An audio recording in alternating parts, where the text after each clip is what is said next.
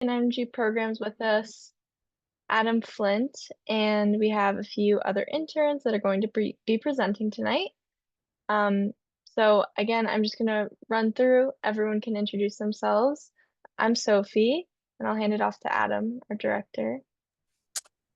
Adam here. Good to see you. Kenji. Hello, I'm Kenji. I'll pass it off to whoever wants to introduce themselves next. I'm an Energy Core intern, by the way. Hi, I'm Fatima, and I can pass it off to Noah. Hello, everyone. I'm Noah, also an Energy Core intern. Hi, everyone. I'm Jaden. I'm also an Energy Core intern. All right, great. So we'll just ask that you keep your microphone muted as we go throughout the presentation, but if you have any chats, any questions, just drop them in the Zoom chat. Right. And I will hand it off to Jaden, who I believe is starting us. Yes. All right. Hi, everyone. Thank you for joining us tonight. So tonight we'll be presenting on our HeatSmart Southern Tier program.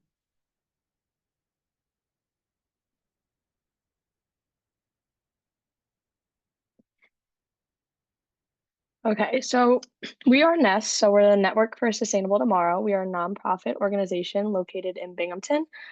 We work with community partners to generate social, environmental, and economic justice and in the greater Binghamton area. So as part of our mission, NEST strives to catalyze new initiatives as well as doing outreach and education to support the growth of a stronger and more resilient Southern tier.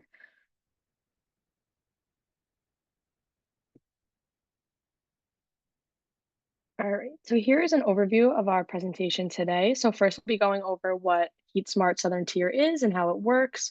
Then we'll discuss weatherization and heat pump technology. Then we'll talk about incentives and financing opportunities that are available for this technology and how to get started. And lastly, we'll go over some other opportunities to use clean energy, and then we'll finish up with the Q&A. Okay, so what is HeatSmart Southern Tier?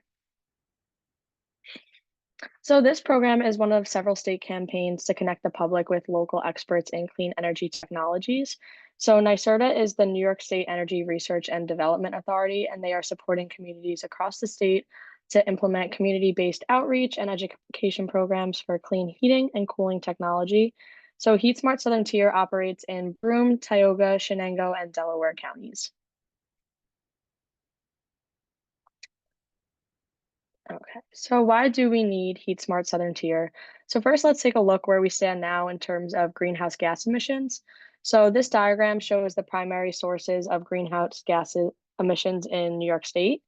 So as you can see, heating and cooling buildings accounts for about 32% of emissions. So it's our aim to reduce this proportion by promoting and enabling people to switch off of fossil fuels and using more clean technologies.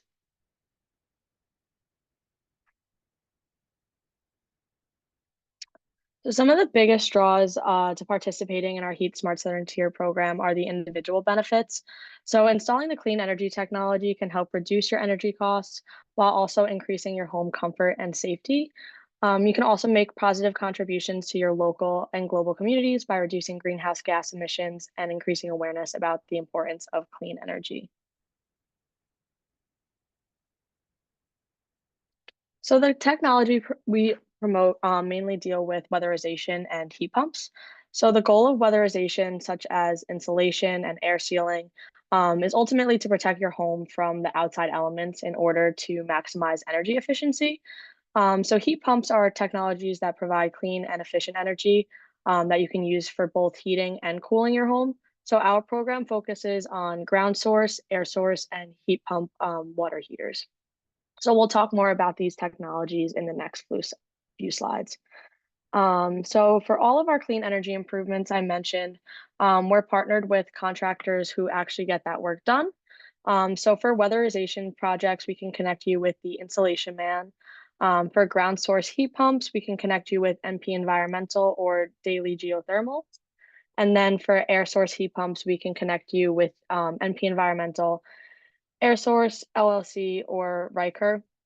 However, with AirSource LLC, we can only refer you if you are a market rate customer, as they are only handling market rate clients at the moment. But all of these contractors are certified by NYSERDA to install these clean energy technologies. So it's not required to work with these installers, but we have a strong relationship with them, so we can vouch for the quality of their work.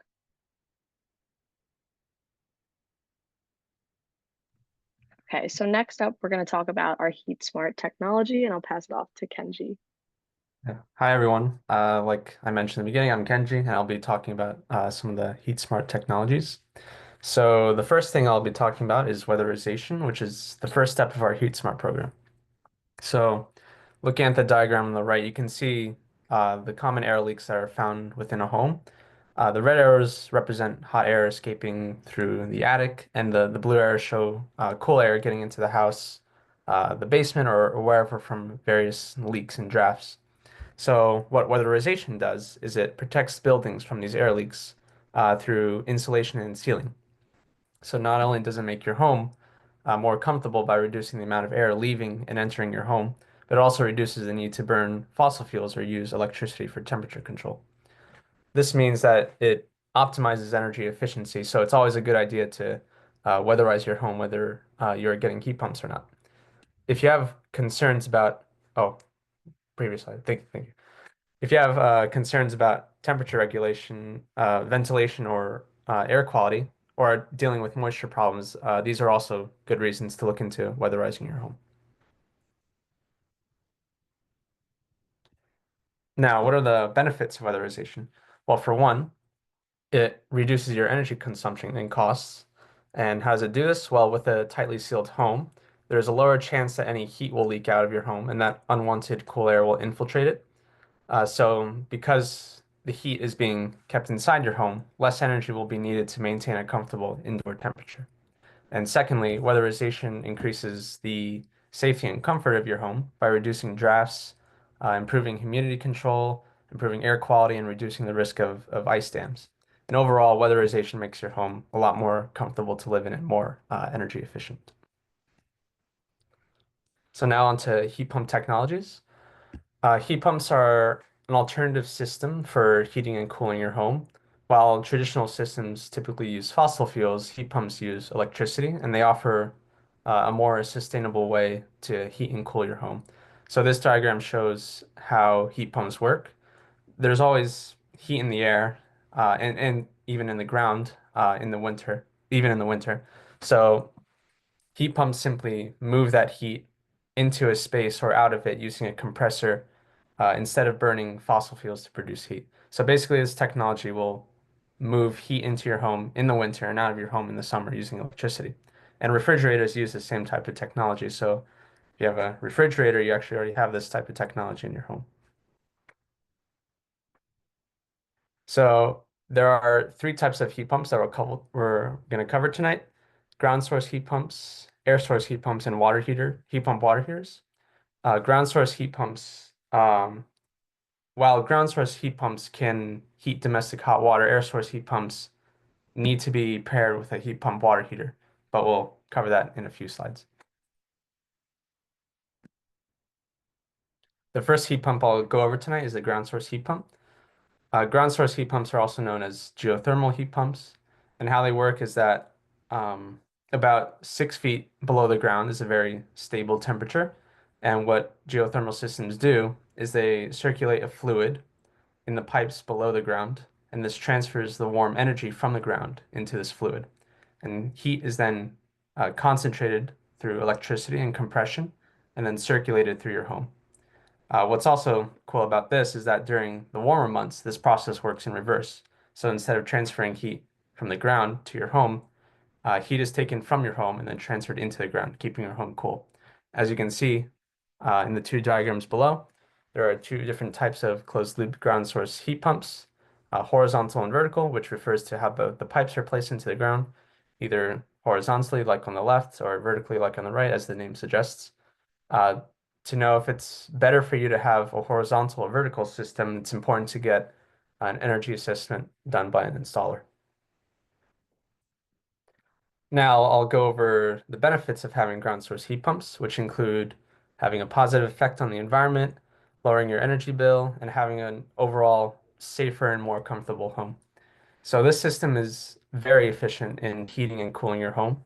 Because ground source heat pumps directly transfer heat between the ground and your home rather than generating it, they are much more efficient than conventional heating and cooling systems.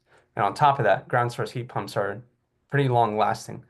The underground loop system of a ground source heat pump can typically last over 50 years, and the indoor components can last between 20 and 25 years, making them one of the longest lasting HVAC solutions available. And they also require pretty minimal maintenance, so that saves you time and money on repairs.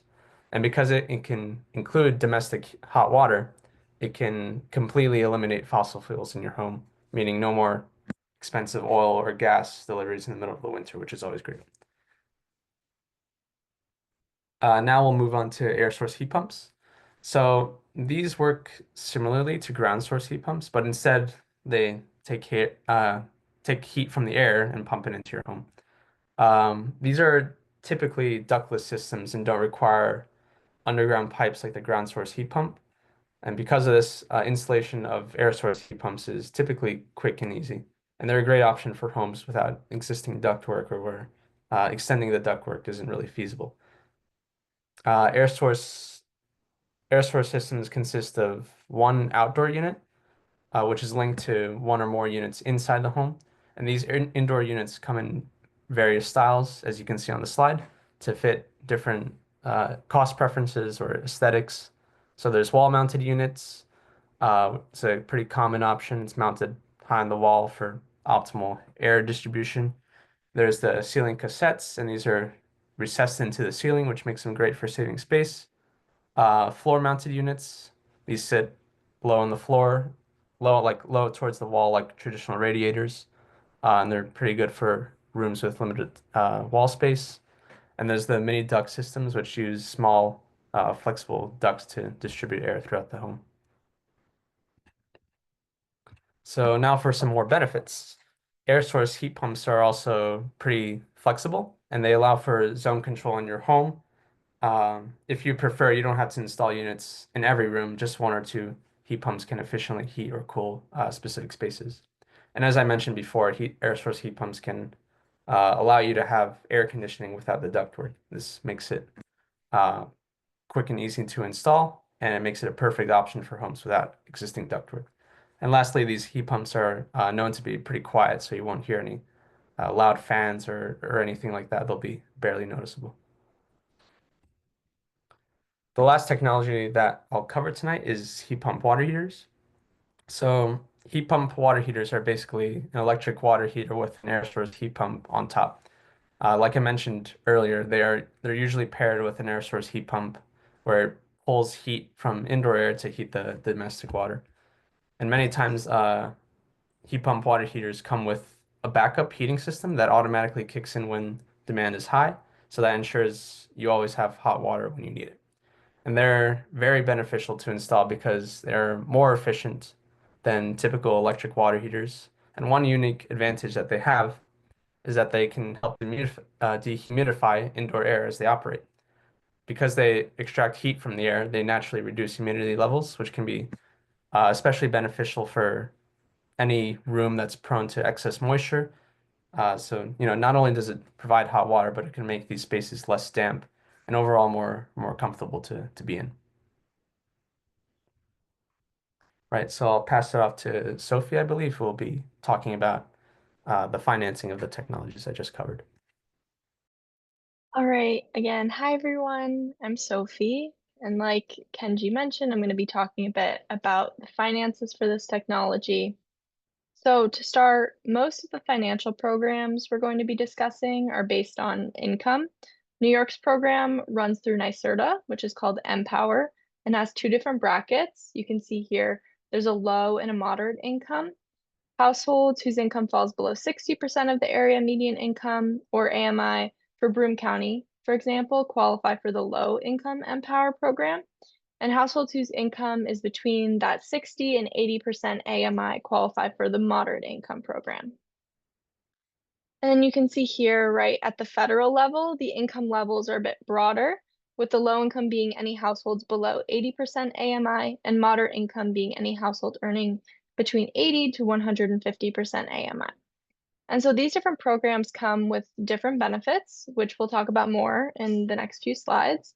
And the reason these programs delineate by income is because those lower income households will receive more support to improve accessibility and get more access to the energy efficiency technologies, which are traditionally unattainable for many households. And so in order to tell which income bracket you fall into, take a look at this chart. It breaks it down pretty well, and it'll show you area median income for Broome, Tioga, Chenango, and Delaware counties. In the leftmost column is the number of people in your household. And if you track over to the right, you can see the maximum income level that would qualify for 60% of the area median income. And then if we continue right, this is for 80% area median income. And then again here we have 150% area median income. So again, there's those 3 different categories which you can track over based on your home size. So now that we've talked about the different income brackets and the programs that apply to those income brackets, let's talk a little bit about the financial incentive programs that are dependent on your income. So first off, at the federal level, there are rebates available, which reduce the upfront cost of any of the projects that Kenji was talking about earlier. So for air sealing and insulation, which are those weatherization projects, low-income households, so those below that 80% AMI, are going to qualify for 100% of the project cost to be covered. And that's going to be up to $1,600. Moderate income households, which again is that 80 to 150% AMI range, qualify for about half of their project costs to be covered up to that same amount. So for air source heat pumps, low income households can get the full project covered. Again, that's going to be now up to $8,000, and moderate income households are going to get half of the project cost covered, and that's again up to that same amount, so $8,000. And then here, finally, we have heat pump water heaters, which have a limit of up to $1,750. And again, those low income households, they're going to be able to get the full project cost covered, and the moderate income households can get about half of the project cost covered. So New York State's rebate program, Empower, as I had mentioned, gives access to funds to cover 100% of the project costs for even just a full energy audit. Again, air sealing, insulation, heat pumps, heat pump water heaters, and electrical servicing with wiring upgrades. And this applies to both homeowners and also renters can apply in buildings of up to 4 units. So for households below 60% of the area median income, up to $10,000 is available for these projects. And so for households from, again, that 60 to 80% income range of the area median income, up to $5,000 is available. And as of last summer, so in 2024, if you were on natural gas and would not qualify for the heat pumps, we're hoping actually that by later in this year, 2025, that customers in that category are going to be able to qualify for heat pumps. But you would still be able to qualify for tax credits and NYSEG and federal rebates. So we're going to stay up to date on that. And we also just generally want to make people aware of the Home Energy Assistance Program, which is HEAP for short. And those run through the New York State Office of Temporary Disability Assistance. So for low-income renters and homeowners who may need help with energy bills or are facing heat shutoffs, there is emergency funding available. And you may qualify for regular assistance to do some clean repair or replace your heating system. And funds are expected to open later this year for that specifically. So now I'm going to pass it off and we're going to move on to incentives that are geared more towards market rate customers and not dependent on income level. Thank you, Sophie. I'll get us started with that.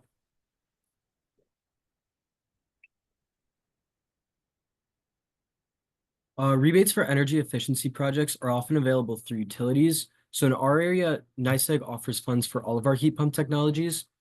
So for an air source heat pump, you can get $800 per 10,000 British thermal units or BTUs of your heat pump system. You may also be able to get up to $1,200 if you also fully decommission your old heating system. If your home needs a larger system, you'd be eligible for more funds. So for example, a 20,000 BTU system would qualify for $1,600. For a ground source heat pump, there's a $1,500 rebate per 10,000 BTU and about a $700 rebate for a heat pump water heater. Comfort Home is another state-run NYSERDA program. Through Comfort Home, you can qualify for different amounts of money based on the improvements you decide to do. You would receive a free consultation, and then if you seal and insulate your attic and rim joists, which are the most important places to insulate in a home, you could qualify for $1,600. If you then also insulate walls and floors, you'd qualify for $3,000. And if you seal and insulate attic and rim joists, insulate your walls and floors, and then also upgrade your windows, you could qualify for $4,000. Now we'll move on to the state and federal tax credits. Tax credits are helpful if you tend to owe money on your taxes. New York State offers a tax credit for 25% of project costs up to $5,000 for ground source heat pumps. The federal government offers a tax credit of 30% of project costs up to $1,200 for weatherization. So if you need to do more than $1,200 worth of weatherization work, you can do $1,200 worth of weatherization work one year, claim the tax credit, and do more work the following year and claim the credit again. There is a 30% tax credit up to $2,000 per year for air source heat pumps and heat pump water heaters. Ground source heat pumps are also eligible for a tax credit equal to 30% of the project cost with no cap. These tax credits are non-refundable and can't be used to increase your tax refund or to create a tax refund when you wouldn't have one already. Also, it's important to note that tax credits depend on the household tax liability and that definitive advice on that must come from your tax professional. There's also a host of financing options available if these incentive programs don't cover all project costs. So NYSERDA offers two different loans. There's the Smart Energy Loan and the On-Bill Recovery Loan. Both have the same conditions, but the on-bill recovery loan is paid on your utility bill over time. The monthly payment for the loan is designed to be equal to or less than the projected savings provided by the energy improvement project, so your overall expenses should not increase.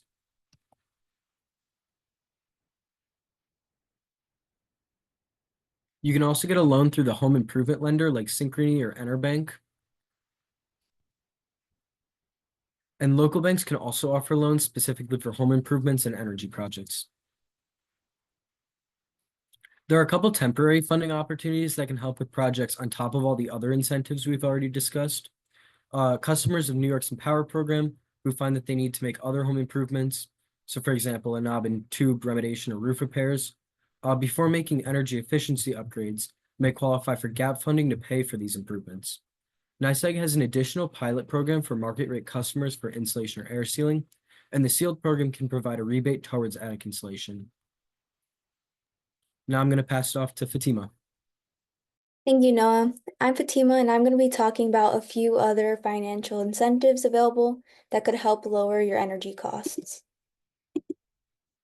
So first off, we have federal rebates and tax credits available to upgrade your electric panel or breaker box.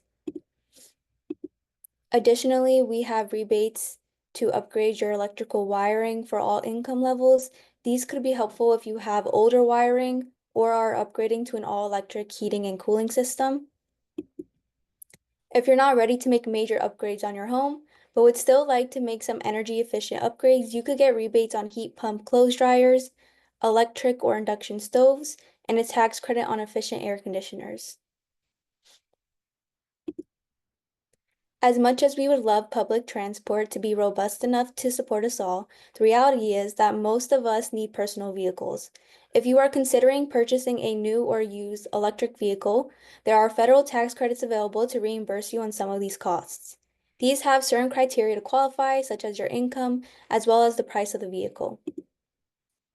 Next, if you're considering solar panels for your roof, New York offers a 25% tax credit up to $5,000.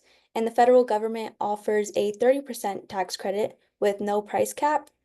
New York also has a rebate program called New York Sun that provides 20 cents per watt installed solar or 80 cents for low and moderate income qualified households.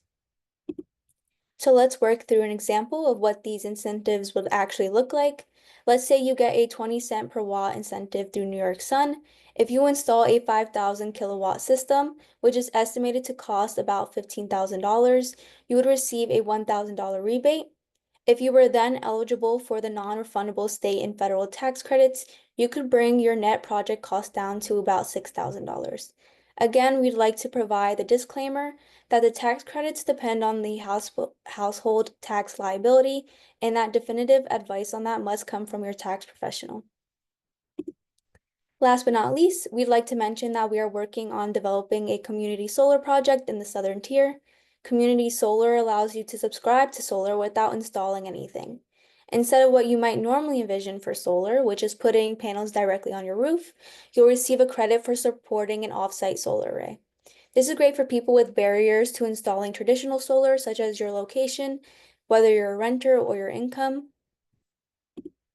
For our current project with Nexamp, a community solar developer and manager, everyone could get 10% savings on electricity portion of their NYSEG bill by subscribing. If you are situated in a NYSERDA disadvantaged community or are enrolled in a government assistance program such as SNAP, you may qualify for up to 20% of savings. So that was a lot of information. How do you actually get started on deciding what improvements are best for your home and how to pay for them? We are here to help with that. So if you're interested in anything that we discussed tonight, these are the general steps you would take to participate in our HeatSmart program. You would first start off with a free home energy assessment that tests the energy efficiency of your home. You will then receive a quote for any improvements. You can then apply for incentives and sign a contract for systems that you want to install. Before this point, there is no commitment. And if you already know that you'd like to get started, we would be happy to sign anyone up tonight. Signing up doesn't commit you to anything, it just helps us help you. And we're here to help you find out which improvements are best suited for your home and recommend you to the right installer partners. So that concludes our HeatSmart presentation. Please feel free to ask any questions to our Director of Clean Energy Programs, Adam Flint. Thanks very much, team.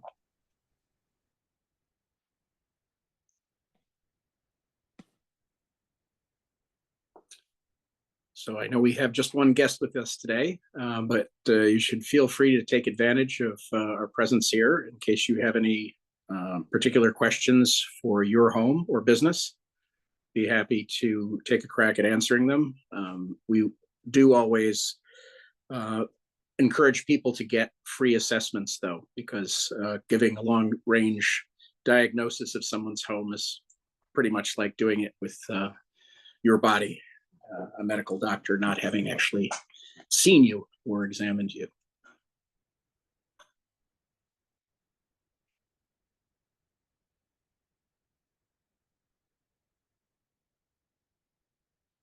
I'll mention one more thing then, just give a little bit more time. In terms of the typical process for both the heat pump and the energy efficiency assessments, the way it works is that once you've decided you want to go ahead and get an assessment, our partners will come out and do that after having a conversation on the phone to make sure that everything is agreeable and present an estimate. And that estimate typically will have a whole range of different measures and options that you can choose from. And so it's not sort of a take it or leave it situation. You might have a situation where you can't afford to do everything that's being recommended. And that, in fact, is what happened in my case when I got my home insulated many years ago. I couldn't afford to do a part of the work scope. So I did as much as I could afford at that time. I also have a geothermal system in my house. Be happy to talk about how that works. It certainly, even with today's outrageous electrical prices, I'm still saving money over heating oil. And it's a much better form of heating. Nothing to spill. And I actually did deal with a heating oil spill in my basement that was very expensive. All right. Well, if there are no questions, then I'll just say thank you to our team for doing a fine job this evening, as usual. And I'll wish everybody a great evening. Thank you for joining us. Good night, everyone.